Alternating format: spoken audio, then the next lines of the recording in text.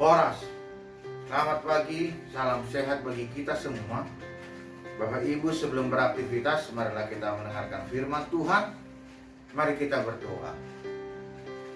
Kasih karunia dan damai sejahtera dari Allah Bapa dan dari anaknya Tuhan Yesus Kristus menyertai kamu sekalian.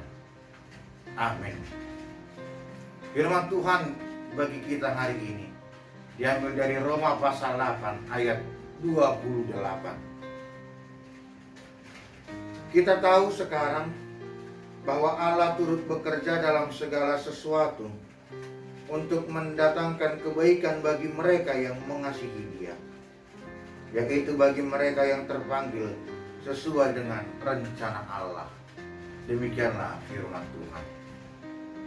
Bapak Ibu yang terkasih, tidak jarang kita mengalami ketika melakukan sesuatu dengan berbagai pertimbangan, dengan persiapan yang baik, tetapi ketika kita telah melakukannya, hasilnya tidak sesuai dengan yang kita inginkan atau yang kita harapkan. Dan tidak jarang ini membuat orang menjadi kecewa, kehilangan pengharapan, dan akhirnya membuat sebuah pandangan fatalisme. Ya, kalau begitu-begitu sajanya akhirnya, untuk apa kita melakukan yang baik? Ya sudahlah, kita terima saja nasib kita lah. Akhirnya kehidupan kita, kehidupan yang akan takdir, yang tidak memberikan respon yang baik. Tetapi kita diberitahu oleh Paulus dalam firman kita bahwa segala sesuatu Allah turut ambil bagian, dan di dalam segala sesuatu mendatangkan kebaikan bagi kita. Segala sesuatu bekerja tentu tidak hanya bisa satu pihak. Allah merencanakan dan melakukan, tetapi dibutuhkan respon manusia di dalam rencana dan kehendak Allah itu sendiri. Maka respons manusia haruslah respons yang dipimpin oleh Roh Kudus itu sendiri. Di awal pasal 8, Allah mengetahui untuk manusia tidak melakukan hidup di dalam kedagingan karena akan menjadi perkara permusuhan. Dan di dalam kedagingan manusia akan memiliki pemberontakan yang tidak lagi mau hidup sesuai dengan rencana Allah. Maka di sanalah manusia tidak akan bisa melihat Allah bekerja, tetapi manusia mengesampingkan Allah yang bekerja di dalam kehidupannya. Karena itulah diberitahukan kepada kita, Roh Penolong, Roh Kudus akan membantu kita memahami rencana Allah di dalam kehidupan, walau hasilnya belum tentu sesuai dengan keinginan kita. Roh akan membantu kita mendoakan keluhan-keluhan kita kepada Allah. Roh akan membantu kita untuk kita mengetahui apa yang kita lakukan agar kita mendapatkan segala yang baik yang diberikan Allah kepada kita. Karena itu adalah rencana Allah dari awal bagi kita orang percaya. Karena Allah kita tidak pernah memberikan yang buruk. Allah kita tidak pernah berpikir yang jahat. Tetapi Allah kita berkehendak yang baik dan berencana yang baik bagi kehidupan kita.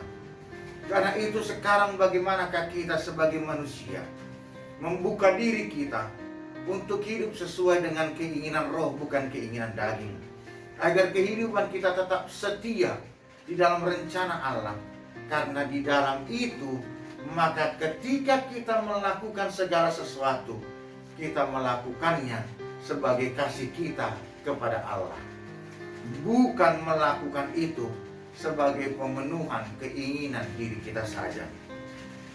Maka Roh Kudus akan mengetahui motivasi itu, sebagaimana dikatakan di dalam ayat 27.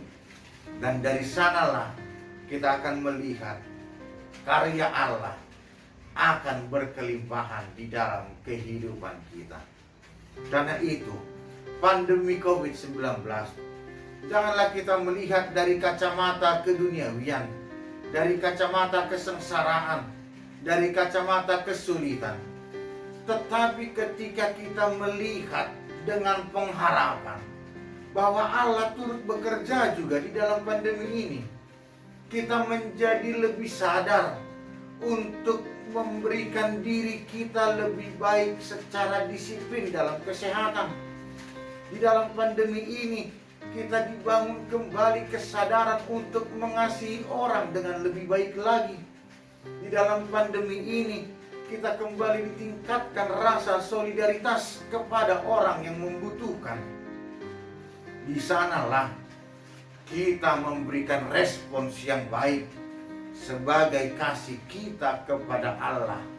Dan di sanalah Allah akan bekerja dan kita memberikan respons. Dan hasilnya mendatangkan kebaikan bagi kita dan bagi sesama. Karena itu hari ini ketika kita beraktivitas, pastikan hidup sesuai dengan pimpinan Roh Kudus. Yang kedua, setia di dalam segala perkara, setia di dalam setiap proses hidup. Karena Allah yang akan bekerja pasti akan mendatangkan kebaikan. Yang ketiga, ketika setiap melakukan apapun dalam proses kehidupan kita, lakukanlah itu sebagai kasih kita kepada Allah. Maka hasil tidak akan mengelabui, membohongi proses. Tetapi hasil itu akan memberikan sukacita. Tetaplah semangat, tetaplah berpengharapan, karena Allah hadir dan bekerja di dalam kehidupan kita.